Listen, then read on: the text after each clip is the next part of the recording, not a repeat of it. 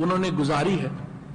اب ان کی خواہشیں اور ان کی جرت دیکھیں کہ وہ ایک ایسے ریجن میں جس کی سب سے زیادہ شاید پیچیدہ ریجن ہے جنوبی ایشیا کا یہ ریجن جہاں پہ مملکت پاکستان ہے اور ایک نیوکلیئر ملک ہے, وہ اس کی وزیر اعظم بننا چاہتی ہیں بغیر ایک دن کہیں کوئی کام کیے, صرف اس لیے کہ ابو نے فون کر کے کہہ دیا کہ آج سے بیٹا میں تو باہر ہوں اور میں پیزا وغیرہ کھا رہا ہوں, تو آج سے آپ جو ہے وہ میری سیاست سنبھالیں گے. یہ اس سے زیادہ بدقسمتی کی بات ہے. رات کو میں دیکھ رہا تھا مریم بی بی کی پریس کانفرنس, جو وہ پریس ٹاک کر رہی تھی. اب مفتاح اسماعیل جو بھی ہے وہ ایک پی ایچ ڈی اکنامکس کا بہت پڑھا لکھا آدمی ہے اور بہت کامیاب کاروباری شخصیت بھی ہے. وہ بیچارہ باکسر کے طور کے اوپر مریم نواز کے پیچھے کھڑا تھا. شاہد خاقان عباسی جیسا آدمی, وہ جب مریم بی بی دروازے سے نکلتی ہیں تو ہاتھ باندھ کے باہر کھڑے ہوتے ہیں. ہمیں یہ کیا ملک ہے, یہ کیا پارٹی ہے, کہ یہ کیا نظام ہے کہ جہاں پر مریم یہ نواز شریف اور بلاول صاحب کو یہ حق پہنچ جاتا ہے کہ وہ بغیر ایک دن کہیں کوئی نوکری کیے وہ پاکستان کے وزیر اعظم بننے کے لیے اپنا ریزیومہ بھر رہے ہیں اور وہ اس کی اپنی جو ہے وہ سیاست شروع کر دیں. یہ جماعتیں جو دراصل خود آمریت کے اوپر استوار ہیں, وہ کیسے ملک میں جمہوریت کی جدوجہد کریں گی, وہ دنیا میں ہمیں وہ کیسے پاکستان کے لوگوں کو جمہوریت کا سبق دے سکتی ہیں. آج محترمہ بے نظیر بھٹو شہید کی برسی پہ ظاہر ہے کہ وہاں پہ جلسہ ہے, تو میں یہ بھی سمجھنا چاہوں گا اور مریم بی بی اور بلاول سے اسپیشلی میں یہ کہنا چاہوں گا کہ آپ ہمیں یہ بھی تو بتائیں کہ آپ اس جلسے میں وہ کیا کریں گے جو اس سے پہلے 30 سال آپ کے والدین جو اس ملک میں جب حکمران رہے وہ نہیں کر سکے جو آپ کریں گے. آپ کا ایجنڈا کیا ہے؟ مہنگائی آپ کہہ رہے ہیں کہ بہت بڑھ گئی ہے, آپ مہنگائی کو کم کرنے کے لیے کیا کریں گے؟ مریم نواز کہہ رہی تھی کہ بہت چینی کی مہنگائی ہو گئی ہے, تو 45% جو پاکستان کی جو چینی کا بزنس ہے وہ تو یا پیپلز پارٹی کے لیڈر زرداری صاحب کا ملکیت ہے یا آپ کی ملکیت ہے. تو آپ جب یہ نعرہ لگائیں اس کے ساتھ ہی اگلا اقدام آپ یہ کریں کہ چینی سے آپ نے جو پروفٹ کمایا ہے وہ پروفٹ آپ واپس کر دیں.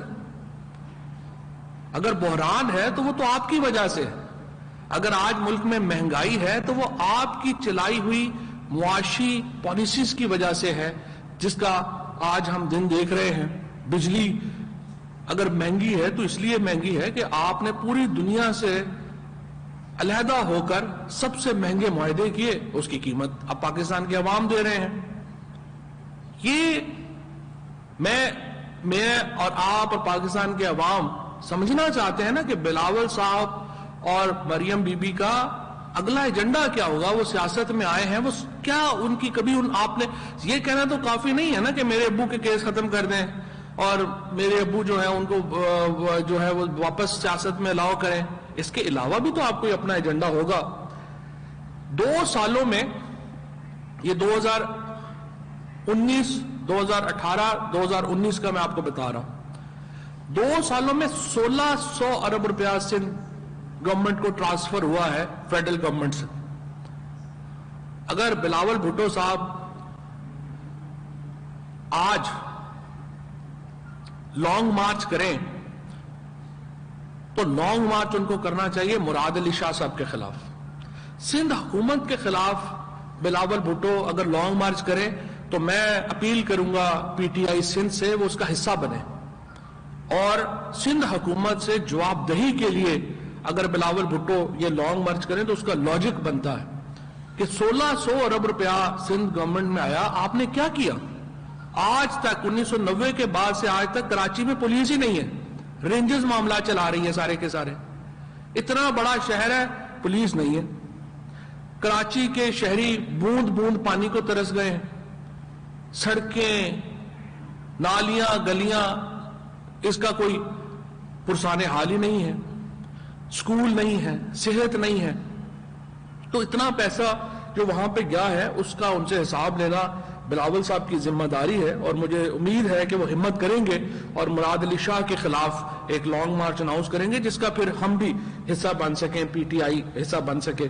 مریم نواز کہتی ہیں بار بار کہ پاکستان میں فوجی جرنیلوں کے ساتھ امتیازی سلوک ہوتا ہے، فوج کے جرنیلوں کو رعایتیں دی جاتی ہیں. یہ مریم نواز صاحبہ کا بیسک نیریٹو ہے، بیانیہ ہے. حقیقت یہ ہے کہ آج تک اس ملک میں جتنی رعایتیں، جتنا امتیازی سلوک شریف فیملی کے ساتھ ہوا ہے کسی اور کے ساتھ نہیں ہوا، کسی فوجی جرنیل کے ساتھ نہیں ہوا، کسی کے ساتھ نہیں ہوا. 1979 میں جب شریف خاندان کو یہ ان کی جائیداد واپس کی گئی، ان کا بزنس واپس کیا گیا، تو اس وقت شریف فیملی واحد فیملی تھی پاکستان کی جنہوں نے 1973 میں قومیائے گئے نیشنلائز جو کیا گیا تھا کاروبار وہ واپس حاصل کرنے میں کامیاب ہوئی. یہ واحد شریف فیملی تھی، اور صرف اپنا کاروبار واپس نہیں لیا، سود سمیت تمام پیسہ بھی جو تھا وہ بھی ان کو واپس کیا گیا. پھر وہ ایک کہانی جو ہے جو 85 میں یا وزیر اعلیٰ کیسے بنے، پھر وزیر اعظم کیسے بنے، یہ ساری کہانی جو ہے وہ آپ کے سامنے ہے، اور ان سے جس طرح ٹیمپر ان کو کیا گیا وہ بھی آپ کے سامنے ہے. اس کے بعد مسئلہ کہاں پہ آیا؟ مسئلہ یہاں پہ آیا کہ جب ہندوستان اور اسرائیل کی لابی نے نواز شریف کو قابو کر لیا، اور نواز شریف اپنے محسنوں کو تو بھول گئے لیکن وہ اسرائیل اور انڈیا کی لابی کا حصہ بن گئے. ابھی آپ نے دیکھا انڈیا میں نئی کتاب آئی ہے، انہوں نے کہا کہ کارگل کی جنگ کے دوران نواز شریف نے 5 بار واجپئی صاحب سے بات کی. ابھی جب پاکستان کی فوج نے، پاکستان کے نیشنل سیکیورٹی کے اداروں نے کنفرم کیا کہ انڈیا پاکستان کے اوپر حملے کی تیاری کر رہا ہے، تو مودی صاحب کا خط آ گیا نواز شریف صاحب کے نام ان کی والدہ کی انتقال پہ. عمومی حالات میں یہ ایک بالکل نارمل بات ہے اور کوئی ایسی بات نہیں ہے اگر کوئی خط لکھے اور ایک جو ہے افسوس کا خط آتا ہے، عمومی بات ہے. کارگل کے دوران انہوں نے بات چیت کی. آپ ذرا اندازہ لگائیں کہ سیکنڈ ورلڈ وار کے دوران اگر ہٹلر چرچل کو خط لکھ دیتا کہ امید ہے آپ ٹھیک ہوں گے اور آپ کی صحت ٹھیک ہوگی، تو برطانیہ کے لوگ چرچل کا کیا حال کرتے؟ آپ حالت جنگ میں ہیں اور آپ کے دشمن کی محبتیں ختم نہیں ہو رہی آپ سے. ہمارے روز بچوں کو شہید کر رہے ہیں. خود میں جیلم میں ہر آئے دن ایک شہید کا جنازہ ہوتا ہے، وہاں پہ فاتحہ ہوتی ہے. کوئی قبرستان ہمارا نہیں ہے جہاں پہ ہمارے شہید مدفون نہیں ہے، اور یہاں پہ محبت برے خطوں کا سلسلہ ہی ختم نہیں ہو رہا. اور اب جو قادری صاحب نے کچا چٹھا کھولا اسرائیل کے ساتھ تعلقات کا، معاملات کا، تو آپ اندازہ لگا لیجئے کہ فوج کے ساتھ اختلاف کی بنیاد کہاں پڑی جب ہندوستان اور اسرائیل کی لابی نے شریف فیملی کو کیپچر کر لیا. وہاں سے راہیں جدا ہوئی. ادروائز تو نواز شریف صاحب سب سے لاڈلے ہوا کرتے تھے. اسٹیبلشمنٹ کی سب سے لاڈلی فیملی پاکستان میں تو شریف فیملی رہی ہے. اسی لیے میں یہ سمجھتا ہوں کہ جلسے جلوس تو ہو رہے ہیں، اور یہ ابھی تو لاہور کے بعد یہ جلسہ ہے تو ویسے ہی معاملات ختم ہو گئے ہیں، اور لاہور واٹرلو ثابت ہوا ہے مسلم لیگ نون کی سیاست کا. کیونکہ لاہور کے لوگ، پرائم منسٹر صاحب اس دن کہہ رہے تھے کہ مجھے بڑا اچھا لگا لاہور کے لوگوں کو کنونس کرنے میں کہ وہ ہمارے ساتھ نکلیں، کیونکہ پاکستان میں جو چند خطے جہاں پر سب سے زیادہ سیاسی اویئرنیس ہے وہاں وہ لاہور کے لوگ ان میں شامل ہیں. تو وہ کہہ رہے تھے کہ مجھے بڑا، اور جب لاہور کے لوگوں نے مریم نواز کو ریجیکٹ کیا تو اس کے بعد ان کی سیاست جو ہے وہ ویسی ختم ہوگی. ویسے بھی مسلم لیگ نون کی سیاست ہے کیا، ان کا نظریہ ہے کیا؟ یہ تو ایک پونزی اسکیم ہے. نون لیگ میں بیچنے والے کو پتہ نہیں وہ بیچ کیا رہا ہے، اور خریدنے والے کو پتہ نہیں وہ خرید کیا رہا ہے. یہ مسلم لیگ کی سیاست جو ہے وہ چل رہی ہے. میں یہ سمجھتا ہوں اس وقت ہمارا نعرہ یہ ہے پاکستان کو عزت دو. پاکستان کو عزت دو گے تو باقی ہماری آپ کی سب کی عزت ہے. اور میں یہ سمجھتا ہوں کہ پاکستان کی وزارت عظمیٰ کسی لاڈلے یا لاڈلی کی انٹرنشپ نہیں ہو سکتی. میرٹ کے اوپر بھی کچھ فیصلے جو ہیں وہ ہونے چاہیے. اور میں یہ سمجھتا ہوں کہ وزیر اعظم پاکستان انہوں نے بالکل واضح آفر دی ہے. ہم اپوزیشن کی تحریک عملی طور کے اوپر ختم ہو چکی. تینوں پہلے پی ڈی ایم کی بڑی پارٹیز میں آپس میں اختلاف ہوا. زرداری صاحب نے استعفے دینے سے انکار کر دیا. مولانا فضل الرحمان زرداری صاحب سے ناراض ہو گئے. نواز شریف صاحب جو ہیں وہ اپنے فاصلے کے اوپر ہو گئے. اب پارٹی کے اندر آپ دیکھ رہے ہیں تقسیم در تقسیم کا عمل شروع ہو گیا. یہ جو جمعیت علماء اسلام ہے ان کے یہ جمہوری پارٹی ہے کہ 4 سینئر موسٹ لوگ جو ہیں وہ کوسچن کرتے ہیں فضل الرحمان صاحب کو اور آپ فضل الرحمان صاحب جو ہیں ان کو ہی فارغ کر دیتے ہیں. اس کے بعد دوسرے مرحلے کے اوپر آئیے کہ پی ایم ایل این کے اندر اور پیپلز پارٹی کے اندر ایک تقسیم جو ہے وہ اب ہمیں نظر آ رہی ہے.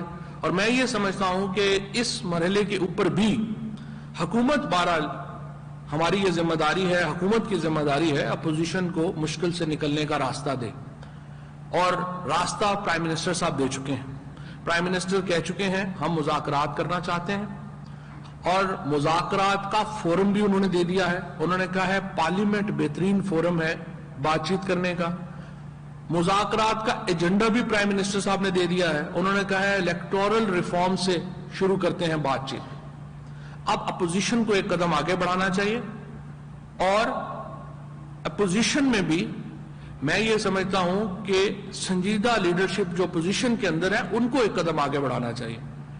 جو اوپر بیٹھے ہوئے جو ایک دو ان کے جو یہاں پر لیڈ کر رہے ہیں بچے, ان کو تو پتہ نہیں ہے پالیٹکس کا, ان کا کوئی فیوچر بھی نہیں ہے. تو میں سمجھتا ہوں کہ مسلم لیگ پی ڈی ایم کے اندر, پی ایم ایل این کے اندر, پیپلز پارٹی کے اندر اور جمعیت علماء اسلام کے اندر جو سنجیدہ لوگ ہیں وہ آگے بڑھیں اور آئیے بڑے امور کے اوپر بات چیت کرتے ہیں اور پاکستان کو عزت دینے کے جو ایجنڈا ہے اس کے اوپر کام کرتے ہیں. بہت شکریہ.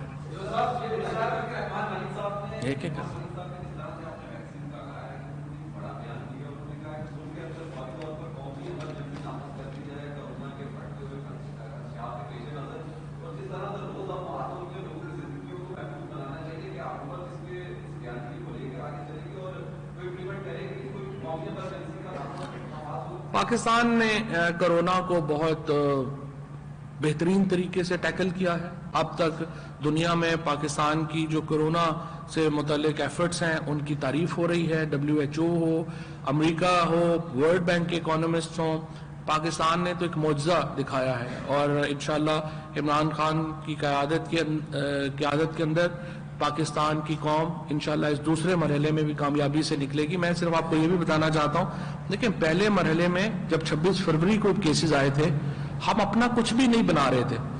ہمارے ہاں شارٹیجز ہو گئی تھی ہر چیز کی. ہمارے پاس ماسک ختم ہو گئے تھے, ہمارے پاس سینیٹائزر ختم ہو گئے تھے, کئی ہاسپٹلز میں وینٹیلیٹرز نہیں تھے. آج الحمدللہ جب دوسرا مرحلہ جب آیا ہے اس میں تو ہم ہر چیز اپنی خود بنا رہے ہیں, ہم ایکسپورٹ کر رہے ہیں ہر چیز. یہ بہت بڑی کامیابی ہے پاکستان کی کہ آج وہ یہ ایک بلا تو ہے اور اللہ ہمیں محفوظ رکھے اور اللہ ہمیں جلد اس عذاب سے نجات دے, لیکن یہ ہے کہ جو اس میں اس وقت جو ہماری اپنی ایفرٹس ہیں ان میں تو پوری دنیا نے ہمیں جو ہے وہ پریز کیا.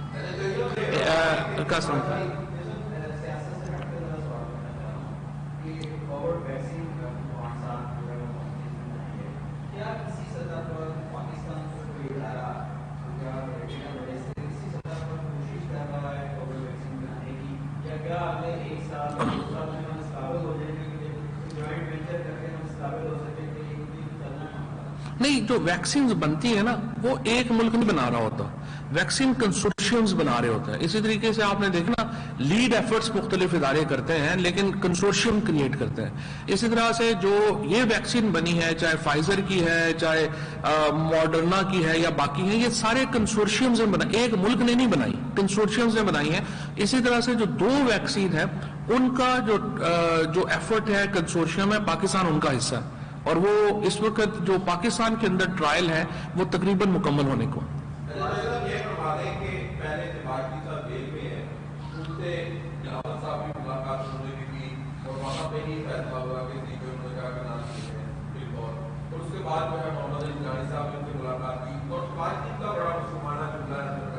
وہ کہتے ہیں کہ میں اندر بیٹھ کر کوئی کردار ادا نہیں کر سکتا. جو نیشنل ڈائیلاگ کی بات آپ کر رہے ہیں کہ پرائم منسٹر نے بھی آفر کی ہے, تو کیسے پاسبل ہوگا کہ اگر شہباز شریف کو آپ جیل میں رکھیں گے اور وہ ڈائیلاگ ہو جائیں گے؟ دیکھیے شہباز شریف صاحب کو ہم نے جیل میں نہیں رکھا ہوا, وہ تو اپنی بیل کینسل ہونے کے اوپر جو ہے وہ جیل میں گئے ہوئے ہیں اور اس کی قانونی جو فارمیلٹیز ہیں وہ پوری کرتے ہیں تو وہ باہر بھی آ سکتے ہیں. اور اسی طریقے سے جو نیشنل ڈائیلاگ ہے وہ ایشوز کے اوپر ہونا چاہیے, شخصیات کے اوپر تو نہیں ہونا چاہیے. اگر آپ جو اس وقت جو مسئلہ ہے وہ ہے ہی یہ کہ اس وقت شخصیات کے ارد گرد جو اپوزیشن کی سیاست ہے وہ شخصیات کے ارد گرد گھوم رہی ہے, ایشوز کے ارد گرد نہیں گھوم رہی. اگر آپ ایشوز پہ آ جائیں گے تو پھر یہ مسئلے نہیں ہوں گے. انصاری صاحب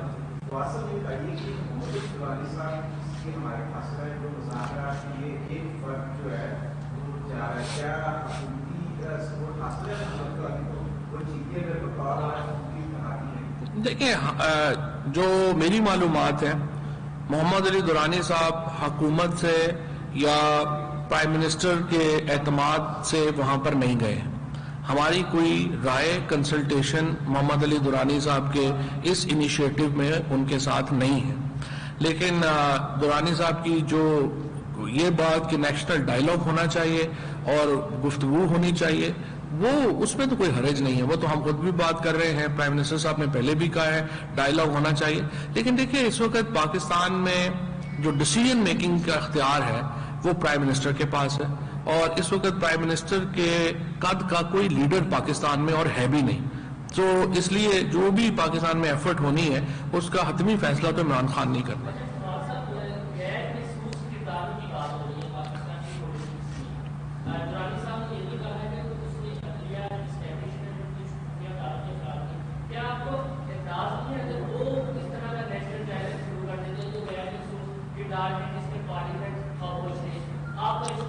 دیکھیے ہم نے تو پارلیمنٹ کو کہا ہے کہ پارلیمنٹ بہترین فورم ہے مذاکرات کا, پرائم منسٹر صاحب نے بھی یہ بات کہی ہے. لیکن اپوزیشن جو جمہوری ماشاءاللہ بات کرتی ہے اور کہتی ہے کہ ہم جمہوریت کی لڑائی لڑ رہے ہیں, وہ ہر ادارے سے بات کرنے کو تیار ہے سوائے پارلیمنٹ کے. وہ کہتے ہیں کہ جی ہم تو فوج سے بات کریں, لڑائی بھی ہماری فوج سے ہے, باتیں بھی ہم نے اسٹیبلشمنٹ سے کرنی ہے, اور جو ہماری گفتگو ہے وہ بھی ہم ان سے تو کریں گے ہی نہیں. سو الیکٹڈ لوگوں کے اوپر تو اپوزیشن کے لوگوں کو اعتبار نہیں ہے. اور میرے خیال میں اگر پاکستان کے اندر بہتری آنی ہے حالات میں تو وہ ظاہر ہے کہ پارلیمان کے اندر گفتگو سے آنی ہے.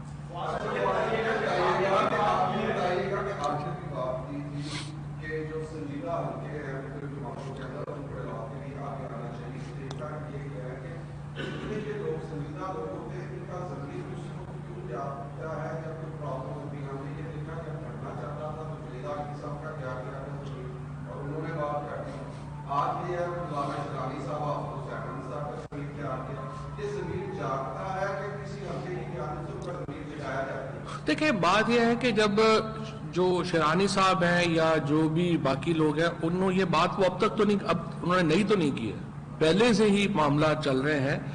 جو انہوں نے پہلے بھی یہ بات کہی تھی.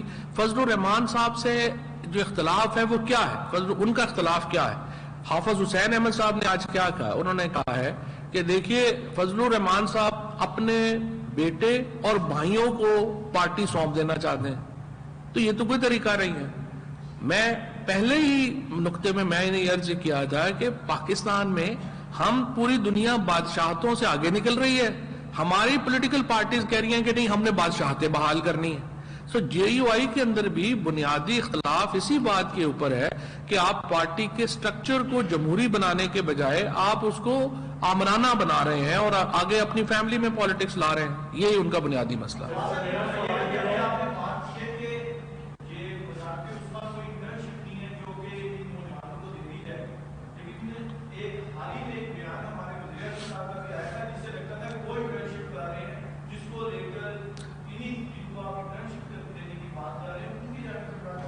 کسی بھی بیان کو اگر آپ آؤٹ آف کانٹیکسٹ بیان کریں گے اور کسی بھی بیان کو ہم آدھا بیان رکھ دیں اور آدھا بیان پیچھے سے ہٹا دیں تو ایسے ہی اس کو گھمایا جائے گا جیسے کہ پرائم منسٹر صاحب کے اس بیان کو لے کے بات ہوئی ہے.